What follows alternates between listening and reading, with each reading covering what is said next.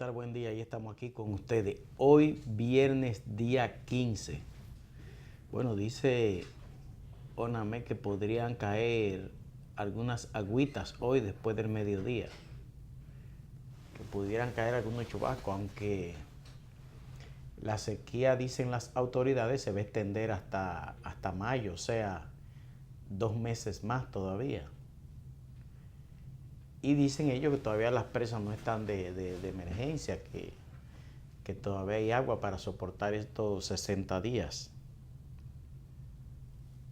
Y dice el director de la CAS que van a empezar a perseguir a los que tienen lavaderos improvisados de vehículos en las calles. Esto es como el pavo en Navidad, el cerdo en Navidad, la habichuela con dulce en Semana Santa. Esto de perseguir, porque las cosas se deben de hacer con planificación, no improvisando así, falta agua, porque esos muchachos que lavan carros en las calles no son los únicos que desperdician el agua. Quienes más desperdician el agua a veces son algunas instituciones públicas, o porque no reparan los conductos, o porque no atienden las necesidades de la gente a tiempo, o porque no dan mantenimiento, o porque tienen las tuberías dañadas y eso en los edificios. Pero a veces las propias instituciones públicas son las que más cooperan con la falta de agua.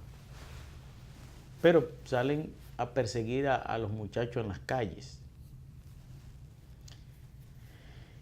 Para mí fue bastante duro esto de que pasó en la comunidad de Susunato, en Sao Paulo, Brasil. 2 muchachos de una escuela ahí se presentaron armados a la escuela, abrieron fuego, mataron a 6 muchachos, 6 de los estudiantes ahí, y luego se suicidaron ellos. Estas locuras las hemos visto muy recurrentes, tanto en Estados Unidos como en otros países. Que yo recuerde, en Brasil eso no se había dado. Pero hay 6 estudiantes muertos de esa escuela. Y estos muchachos fueron, abrieron, entraron, empezaron a disparar, mataron a 6 de sus compañeros ahí. Ayer se hizo una especie de sepelio colectivo de los 6 que fueron asesinados. Esto de las armas en manos de civiles, esto representa un grave problema para los países desarrollados, principalmente aquellos como es el caso de Estados Unidos, que tienen un laissez-faire con eso del porte de armas. Que es más fácil para usted ir a una tienda y comprar un fusil que comprar una aspirina. Una aspirina a lo mejor lo puede matar a usted si usted se pasa de dosis, pero un fusil puede matar a muchos más y al que lo compró también. Pero esas son de las cosas que a veces se dan en algunos países que uno no entiende, pero son de las realidades que se viven en muchos países. Y otra cosa que ha provocado, bueno, vamos a dar los buenos días a Manuel Berito. Buen día, Manuel, ¿cómo están las cosas? Buen día, Alexander. Buen día a los dominicanos y dominicanas, donde quiera que se encuentren. Bienvenidos. Temprano, como siempre, aquí. Así es. Que iba a comentar, Berito, esto que está pasando con la Boeing, con los aviones 737, que primero se cayó una unidad en Etiopía, un vuelo se cayó y hubo unas 156 muertes en Etiopía. Luego las autoridades de la de la Agencia de Aviación Federal. AFP, sí, la Agencia Federal de Aviación sí. Internacional. Hizo un estudio y determinó que los aviones 737 no tienen problema. Sin embargo, hay un informe. Los 737 MAX. Ajá. Sin embargo, hay un informe de las imágenes satelitales de los aviones 737 que reportan que estos aviones hacen una especie de fluctuaciones en algunos momentos y que probablemente ya las cajas negras del vuelo que se cayó en Etiopía la recuperaron. Habría que esperar ahora el informe de lo que pasó, pero hay un informe que dice que los 737 hacen una especie de fluctuaciones y que pudo haber sido eso lo que hizo que se cayera el avión de Etiopía. De todos modos, porque algunas de las personas, testigos que vieron el avión cuando se estaba cayendo, dicen que al avión le estaba saliendo una humareda, del avión. Entonces, a raíz de esto, el presidente Donald Trump y la propia Boeing decidieron parar todos los aviones 737 a nivel global. Entonces eso está provocando un congestionamiento de pasajeros en todos los aeropuertos del mundo, porque de sopetón así sacaron todos esos aviones y entonces eso parece que está provocando una especie de atraso en esos vuelos. Y la compañía esta, Boeing, ha perdido en la bolsa de valores, ha perdido una fortuna, ha perdido mucho valor en las bolsas de valores y por esto ha perdido una fortuna. Pero a mí me parece que las autoridades norteamericanas van a tratar de superar esto en el menor corto plazo, porque la Boeing es la mayor exportadora de los Estados Unidos. Y entonces supongo que una situación como esta, de algún modo las autoridades norteamericanas tendrán que protegerla. Bueno, la verdad es que en menos de 6 meses ha ocurrido situaciones lamentables con el tipo de estos aviones. Si se recuerda que hace unos 6 meses, en el año pasado, en el 2018, en el mar se precipitó un avión con unos 189 pasajeros y no hay a ciencia cierta un vínculo de las razones del primero en estos dos accidentes que tenga una coincidencia con el que recientemente cayó con 157 personas en Etiopía. La verdad es que estos son hechos lamentables. Sin lugar a duda, el transporte, el movimiento de pasajeros en el mundo en avión sigue siendo el más seguro. Claro. Uno observa en lo que se le llama las pistas aéreas que es más activa, son más activas que las propias en tierra de las avenidas en cualquier ciudad del mundo. Si pudiéramos decir, en el mismo Brasil, en Sao Paulo, la movilidad en el aire con las pistas aéreas es mucho mayor.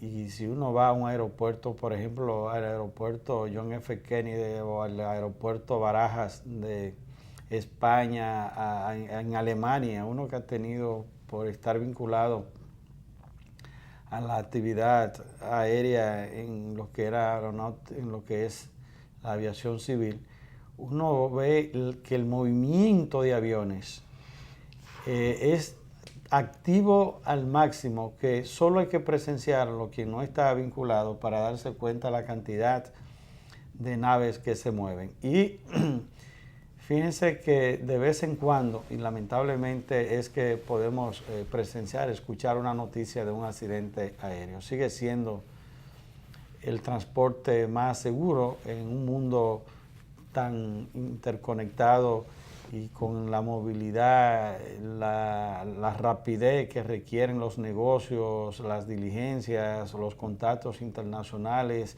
la misma apertura que tiene el mundo y las naciones, hace de una alta prioridad el transporte de la aviación civil, el transporte aéreo, por ser más rápido, contrario a lo que ocurría en el pasado, años, meses en un bote, un barco para el transporte de esa naturaleza. Entonces, es el elemento donde se ha expresado el ingenio humano desde el punto de vista de la creatividad y del desarrollo de la tecnología, es en la aeronáutica civil en el mundo. Fíjense que los protocolos internacionales para llevar a cabo la categoría de aeronáutica de las naciones tienen un marco protocolar de una calidad máxima, no importa el país que sea, que usted pudiera decir, yo porque soy Haití, que es uno de los países más pobres del mundo y del hemisferio más pobre, yo manejo mi aeronáutica civil bajo estos criterios. No hay protocolos internacionales que sí o sí o sí o sí. Usted tiene que acogerse, si no, sopesa de las sanciones y de que sus vuelos y su movimiento no entren a determinadas naciones en el mundo y son prohibidos esos movimientos. Es decir, que es lamentable esta situación. Uno sabe cómo impactan estos accidentes aéreos desde el punto de vista de lo que significa 33.000, casi 40.000 pies de altura. Es muy difícil que haya una posibilidad de vida, y más cuando se está ya a ese nivel de altura. Lamentable ese hecho que ocurrió en Etiopía, pero seguimos garantizando de que la aeronáutica civil, el avión, es el transporte más seguro que el hombre pueda garantizar en estos momentos. Así es, así es. Mira, me gustó un informe que el gobernador del Banco Central dio sobre la economía dominicana. El Banco Central destaca que la pobreza en el país se ha reducido del 39 al 29% en los últimos años. Y estas estadísticas son buenas y yo no tengo elementos para creerlo, independientemente de que aquí todo el que tiene cierto nivel de formación sabe que la canasta, que el salario mínimo no representa ni en un 60% el costo real de la canasta básica, pero el gobernador del Banco Central dice que la pobreza se ha reducido se redujo de un 39 a un 29%. Yo vi, cuando leía las estadísticas que ofreció el gobernador del Banco Central, yo vi otras estadísticas y quisiera que el máster me ponga esta imagen. Fíjense, esa imagen. Eso es la estadística de cómo se ha movido la pobreza en la República Dominicana en los últimos años. Ese pico que tiene ahí, ese pico alto, eso fue en el 2004. Ese pico de la pobreza indica que en el 2004 la pobreza estaba en un 50%. Cuando el doctor Leonel Fernández asumió la conducción pública, la pobreza estaba en un 50%. Es decir, que 4.388.000 dominicanos estaban en la extrema pobreza. Ya, fíjense, ese mismo gráfico indica que en el 2012, cuando termina la administración del presidente doctor Leonel Fernández, la pobreza se había reducido a 39.3%. Es decir, que 3.872.000, nada más quedaban en la pobreza 3.872.000 pese a que el 50% de la población estaba en un nivel de pobreza extrema. ¿Qué significa esto? Y el señor Héctor Valde Albizu era el gobernador también del Banco Central. Él nada más ofreció, él actuó como si fuera una especie de vocero político, porque él da unos resultados limitados de lo que ha sido la línea de la pobreza en los últimos años. Es decir, que en el 2004, cuando empezó el gobierno del doctor Leonel Fernández, la pobreza estaba en un 50% y cuando salió ya estaba en 39.3%. Y esos datos, es decir, que hubo una política dirigida a reducir la pobreza. Y se logró en un por ciento estimable, en un por ciento ponderable, en un por ciento aceptable. Casi igual que el gobernador del Banco Central acaba de dar. Ahora, ¿qué pasa? Hay una diferencia. ¿Cuál es la diferencia? En el 2004, la República Dominicana estaba sumida en la peor crisis económica de todos los tiempos, crisis interna, con el desplome de Baninter en el 2003. El desplome de Baninter significó incluso una especie de caída estrepitosa en todos los parámetros de vida de los dominicanos. Pero además, esa reducción de la pobreza en esos 8 años se dio muy a pesar de que el país sufrió la más severa sequía de todos los tiempos, 11 meses sin llover. Pero además, el petróleo en esa época remontó a $149 el barril. Pero además, en el 2007 empieza a germinar la crisis inmobiliaria que después generó una crisis financiera, que después generó una crisis económica global que derrumbó todos los parámetros a nivel global.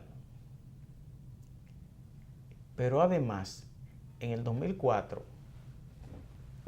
y yo estaba en el Ministerio de Hacienda como director de comunicaciones, en el 2004, la República Dominicana estaba atrasada con todos los organismos internacionales, atrasada con todos los organismos crediticios, con todos los organismos financieros internacionales. Hubo, y los recuerdo como ahora, hubo que salir a renegociar la deuda con el Club de París porque el país estaba atrasada con todos los pagos. Hubo que ir al Banco Mundial a renegociar los pagos porque estaban. Hubo que ir al BIC a renegociar porque todos los pagos. Y el Fondo Monetario, y hubo que llamar al Fondo Monetario para que le hiciera uno de esos acuerdos para recuperar la economía dominicana, que todavía incluso ese déficit cuasi fiscal que tiene el Banco Central es producto del desplome de Baninter y que el entonces presidente Hipólito Mejía decidió liquidarle a todo el mundo con recursos internos del Estado, liquidarle a todos los ahorrantes de Baninter. Y eso provocó lo que hoy se llama el déficit cuasi fiscal que tiene el Banco Central. Es decir, a pesar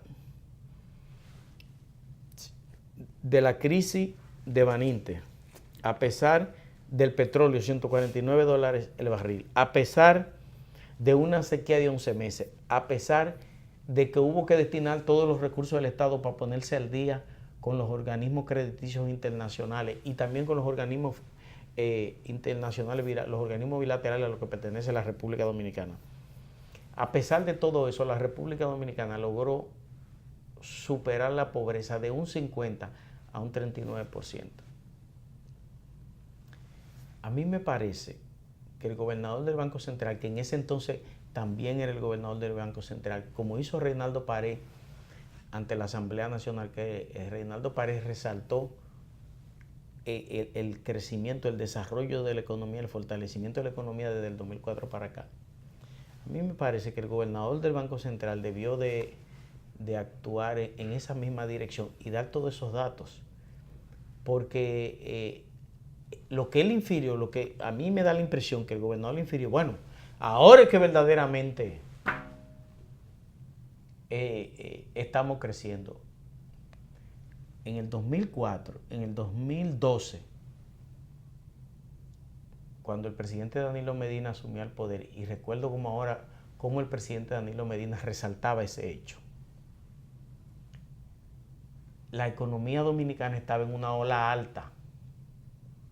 Cuando Balaguer le entregó a Leonel, Balaguer le dijo a Leonel, el avión está ahí en la pista, nada más hay que prenderlo. Y cuando Danilo... Listo para el despegue. Listo para el despegue. Y cuando el presidente Medina asumió el poder, la economía dominicana estaba en una ola tan alta que tenía un crecimiento como del 7 punto y pico, 7.7, una cosa así, una cosa estrepitosa, un crecimiento como ha sido tradición desde el 90, desde aquella reforma reforma profunda que se hizo en el 91, la economía ha venido con un crecimiento más o menos. Pero en ese interregno, desde el 2004 hasta el 2008, la economía dominicana tuvo un crecimiento sin precedentes, a tal punto que los organismos internacionales destacaban que en términos per cápita la República Dominicana era el país que más cemento estaba consumiendo en el mundo, en términos per cápita estoy hablando. Era el país que más cemento estaba consumiendo en el mundo. Esos son datos que también el gobernador del Banco Central debería de aportarle a la sociedad dominicana para que la sociedad dominicana esté bien edificada. Sí, pero hay un asunto, Alexander, escúchame la interrupción. Al margen de una oportuna edificación que la población pudiera tener, y sin que uno se sustraiga a informaciones científicas, económicas, que desde el punto de vista de los organismos oficiales pudieran corresponder a esa realidad. Pero sí yo me voy más que por una realidad palpable que pudiera uno entender, y los técnicos, los funcionarios, los políticos, hay un elemento a llamar a la atención, insisto, al margen de esa situación, y es que la población sigue históricamente no entendiendo ni percibiendo, y eso ocurre, yo creo, en la República Dominicana con mayor nivel, mayor frecuencia y el más alto convencimiento más bajo de que esa bonanza no se refleja de manera directa y se ha convertido eso en un círculo vicioso en la población. Y eso no significa de que la gente no lo perciba así, de que no hayan esos datos en términos reales en lo que es la macroeconomía, el crecimiento, como se ven esos índices en el área de turismo, en el área de la construcción, en el área agropecuaria, en el área de las telecomunicaciones, en el área de minería y en muchas áreas. Pero entonces la gente entiende que cuando va al colmado, cuando va al supermercado, cuando va a una oficina pública a pagar uno de los servicios, luz, agua, el teléfono para el sector privado, los servicios son altamente costosos. Y que entonces los ingresos, con el nivel de ingresos que tiene la población, y fíjense que después del 2006, si mal no recordamos, no se había contemplado en el sector público para el salario mínimo un aumento salarial. Entonces, en un esquema de esa dinámica de vida y de administración pública, donde hacemos un brindis en buena champaña, en buen vino, en buen whisky, en celebración de la bonanza y el crecimiento macroeconómico, pero la población no ve distribuida de manera efectiva, eficiente, esa riqueza. Y no hay duda de que históricamente ahí están los hechos. Los gobiernos del Partido de la Liberación Dominicana ha tenido un nivel de efectividad como no lo ha tenido ningún gobierno, yo no diría en la historia republicana desde el 27 de febrero de 1844 hasta esta fecha, sino que y por eso fíjense que siempre crecemos en los peores momentos de las peores crisis internacionales y de la región del Caribe de América Latina. La República Dominicana no deja de crecer y crece más que de manera individual que los países de la región y similares a las características económicas, sociales y políticas que nosotros, y crecemos más por encima de la media hasta de la propia región, de manera individual y de manera regional con respecto a nosotros, siempre crecemos más. Pero la gente, y es un tema del enganche, de la efectividad, de la búsqueda en esa distribución de ese crecimiento y de esa riqueza que impacte de manera directa en beneficio de la población. Y ahí está el quemarnos, el sacar baja nota en esa percepción y en esa realidad de hechos, de hecho y de derecho, desde el punto de vista que la gente lo palpe y que una vez y por todas se pudiera disminuir o acabar el criterio de que nosotros crecemos mucho en cifras, pero no así en los beneficios que los sectores y la población pudieran recibir. Seguimos siendo víctimas de un aumento y de una disminución en los índices de desempleos, que pudiera eso señalarse, pero en un desempleo informal, en un desempleo donde es de chiripero,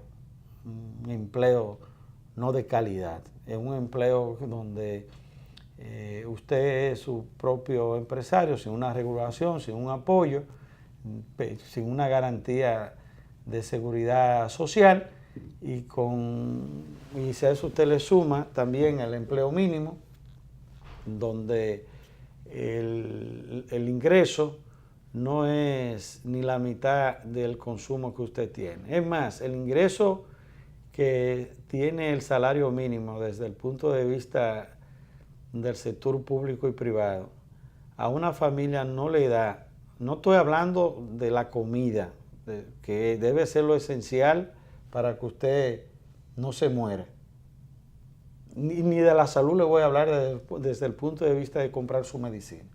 Usted no puede garantizar como un derecho establecido en la propia Constitución a la diversión, al acceso a la diversión.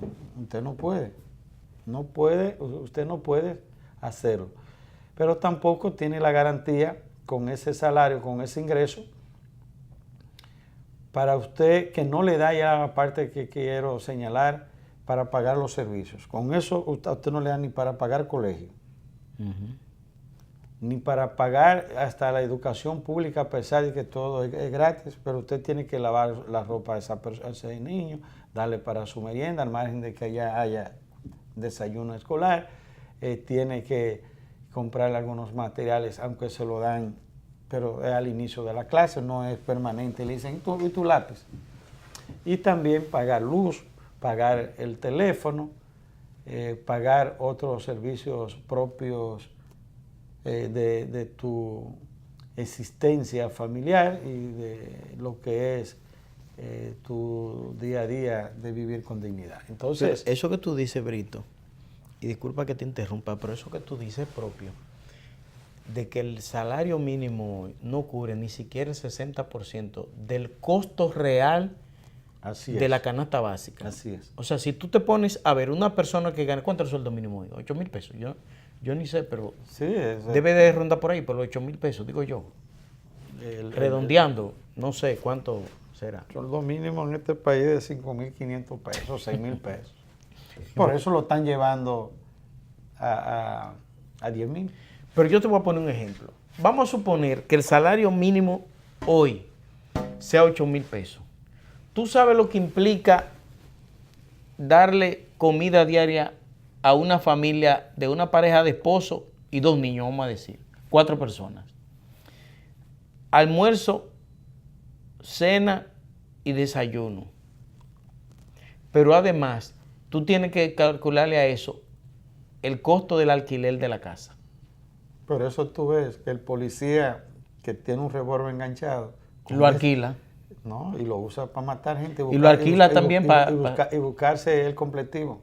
Sí. No es que se justifique, pero son... Pero una realidad. Circunstancias y ambientes que se crean para que la gente también tenga un camino, un bajadero para accionar en sus acciones pero mira, que riñen con la ley. Yo un día estaba en el supermercado y creo que lo comenté aquí contigo. Yo estaba en el supermercado y había un militar con un paquete de carne en la mano y hace así, mira, y lo pone, y vuelve y hace así, lo coge, y vuelve.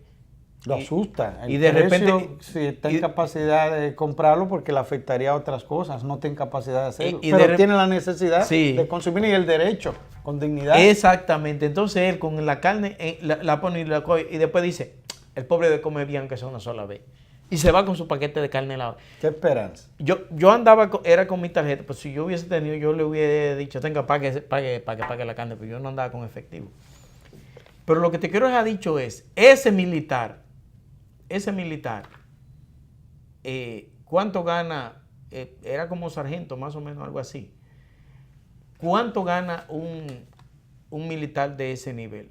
Gana más que el promedio. Gana más que los rasos y los cabos y esa gente. Sin embargo, miren la dificultad que él tenía para decidir si comer o no comer bien ese día.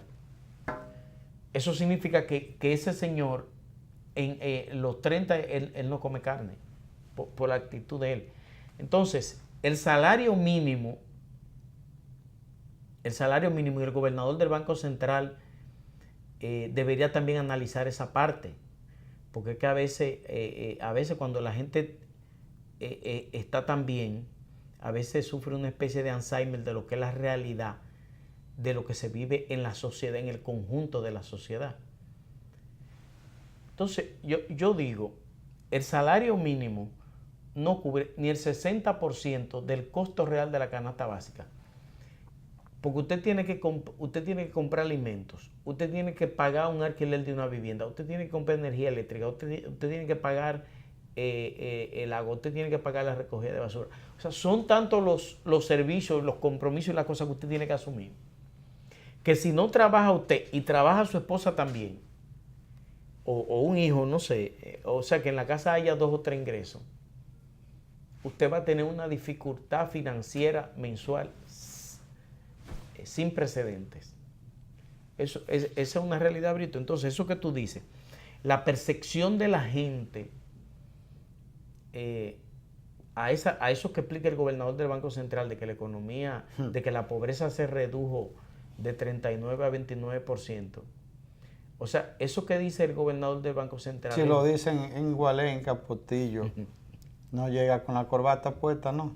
Llega sin zapatos, sin media, sin el saco ni la corbata, y despeinado, y bien sudadito, porque las carreras que le dan no llega tranquilo a la casa. Porque es que la gente no percibe. Es más, óyeme, el último aumento salarial que se le hizo a los trabajadores de este país fue el 31 de marzo del 2017. Pero la clase trabajadora de este país desde el 2006 no percibía un aumento salarial, lo que eran compensaciones. ¿Qué es lo que es una compensación? Que si la inflación sube 0.5%, a los trabajadores le aumentan el salario en 0.5%. Una compensación, pero un aumento salarial desde el 2006 los trabajadores de este país no lo veían. Hasta marzo del 2017. Entonces, yo pienso que el gobernador del Banco Central, cuando ofrezca esos informes, tiene que ser más objetivo, tiene que darle más opciones a la gente, para que la gente, porque a lo mejor Manuel Brito y yo, que entendemos lo que es eso, a lo mejor creemos que es verdad, a lo mejor lo creemos que es verdad que la economía, que la pobreza se redujo del 39 al 29%. A lo mejor es verdad. Pero como dice Brito, cuando usted va y le dice a la gente que vive en esos sectores deprimidos, cuando usted va y le dice a la gente que la economía, que la pobreza cayó en 10 puntos, la gente le dice, pero tú estás relajando. Pues yo me siento hasta más pobre que antes. Te dice así. Y es porque la gente, por lo mismo que le pasó al guardia, que yo explico, que le pasó a ese guardia delante de mí, un militar uniformado, poniendo el pobre tiene que comer bien, aunque sea una sola vez en su vida. Alexander, hay el tema de la sequía, bastante preocupante en el país, pero sí, uno diría, bueno, las autoridades no son quienes alan la soga para que se derrame el agua del cielo. Pero pienso insisto en un aspecto de lo que tradicionalmente ha sido en la República Dominicana la planificación, la prevención en las cosas. Es un país que en todo, señores, es un esquema que lo llevamos de manera antropológica, en la génesis del ser dominicano, del ser humano dominicano. Que estamos preparados para accionar como los bomberos. El bombero no te acciona si no hay fuego. Es en medio. Si no hay emergencia. Si no hay una emergencia. Si hay un fuego, el fuego es que te convoca a una emergencia. Y es de parche. Y en todo. Si tú ves para los asuntos de los hospitales, que es un problema no hay esa continuidad, ese monitoreo para las obras que se construyen, el mantenimiento, para los centros deportivos, para la seguridad ciudadana, y es de parche. Accionamos en el hecho. Y aún teniendo experiencia, las experiencias suficientes para que nos dé la reflexión y nos preparemos para una eventual realidad similar en el futuro. Y aún así nos sorprende y actuamos. Tú ves esta situación que se está dando de esta sequía, tú puedes estar seguro que la respuesta es peor en los próximos 2 o 3 años o en el 2020 que se presente. Y no se dice, bueno, tuvimos esta experiencia y debemos concluir con esta realidad y con esta prevención que nos sirva de una lección para prevenir tal o cual cosa. No. Entonces venimos a improvisar. Y decimos esto porque el anuncio de que se diga de manera oficial de que no se siembre en determinadas áreas o determinado producto, eso es como un poco sospechoso en medio de la situación. Y aquí uno duda mucho porque aquí tenemos un bajo nivel de sensibilidad, que con lo peor que le pase a la sociedad, sea un ciclón, una tormenta, en ese ambiente es mucho el dinero que se desvía al nombre de los pobres, al nombre de socorrer, no hay un nivel de conciencia ni niveles de controles. en las licitaciones, en las compras para esas cosas, en el desvío que vaya directamente a resolver. Entonces eso yo lo extrapolo como una advertencia y una observación, una preocupación de que el no llamar a sembrar, eso es peligroso porque la gente vive de lo que se produce en un país. Y si aquí se habla de que consumimos el 85% de lo que producimos, y si no se produce, estamos hablando de que lo que vayamos a consumir va a haber que importarlo. Y uno sabe lo que ha significado históricamente en el país y más en el sector agropecuario, el negocio y la mafia, el pillaje que históricamente ha habido ahí con las importaciones para beneficiar a sectores y de manera individual a personas que solo ven la importancia de importar determinados rubros que vayan en aras de producir miles y miles de millones de pesos a sectores agropecuarios, de empresas agropecuarias y de manera individual a sectores y a personas con el festival y el botín de reparto que se ha dado con las importaciones históricamente en la República Dominicana. Y esto pudiera dar pábulo, dar señales de que una baja productividad con llamar a que no se siembre obligaría entonces, por una realidad inducida al margen de una situación de sequía, que el hecho mismo de hablar de sequía y el término y la palabra sequía es de ponernos en alerta y es hasta tétrica, es hasta tenebrosa, es árido, es porque el agua transversalmente es vida, es todo, eso es así, no solo para el sector agropecuario. Como decía el anuncio, el agua es vida. Y es así, es una palabra, óyeme, que ¿Tú no te acuerdas de ese anuncio? Que debe ser, debe ser hasta registrado como un eslogan universal. El agua es vida, no deja, es más que vida. No el agua es vida. No la desperdicie.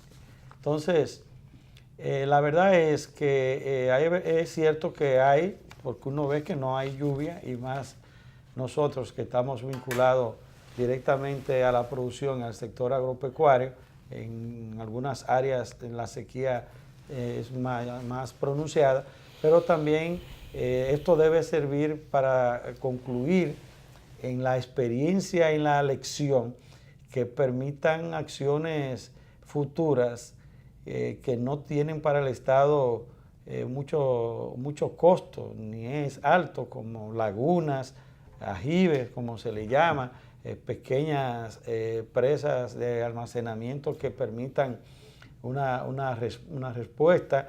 Y fíjate que una sequía que encuentra al país en un momento en que también los ríos están secos, y lo están no producto de esta sequía que estamos viviendo, sino que vienen cada vez más desapareciendo ríos y arroyos en el país, producto de esa desforestación discriminada, de inconsciencia del propio campesino, de la gente, que por no tener también una orientación, por no tener también un apoyo en muchos de los casos, que le oriente y vea situaciones alternas desde el punto de vista de determinada producción de rubro, se aboca a producir en áreas donde tiene que desforestar y sin una garantía de éxito y de beneficio de TIR, de una